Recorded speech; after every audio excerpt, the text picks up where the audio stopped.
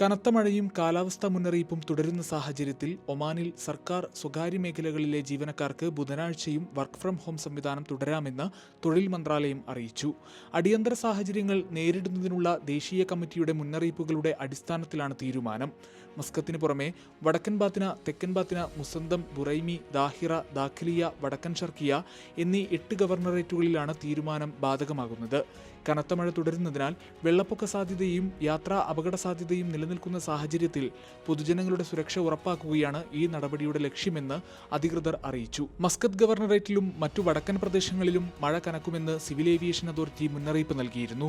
രാജ്യത്തിന്റെ വിവിധ ഭാഗങ്ങളിൽ മഴമേഘങ്ങളും ഇടിമിന്നലും ഇന്ന് പുലർച്ചെ റഡാർ ദൃശ്യങ്ങളിൽ പതിഞ്ഞതായി അധികൃതർ കണ്ടെത്തിയിട്ടുണ്ട്. തുടർന്നാണ് അസ്ഥിര കാലാവസ്ഥ രൂക്ഷമാകുമെന്ന് കാലാവസ്ഥാ വകുപ്പ് മുന്നറിയിപ്പ് നൽകിയത്. ദാഹിറ, അൽവുസ്ത ഗവർണറേറ്റുകളിൽ നിലവിൽ സജീവമായ മഴമേഘങ്ങൾ വടക്ക് കിഴക്കൻ ദിശയിലേക്ക് നീങ്ങുന്നുണ്ട്. വരും മണിക്കൂറുകളിൽ ശക്തമായ ഇടിമിന്നലോട് കൂടിയ ക്യുമുലോനിംബസ് മേഘരൂപീകരണം സുൽത്താനറ്റിനെ ബാധിക്കുമെന്നാണ് കാലാവസ്ഥാ വകുപ്പിന്റെ പ്രസ്താവന. ഗൾഫ് മാധ്യമം, മസ്കത്ത്.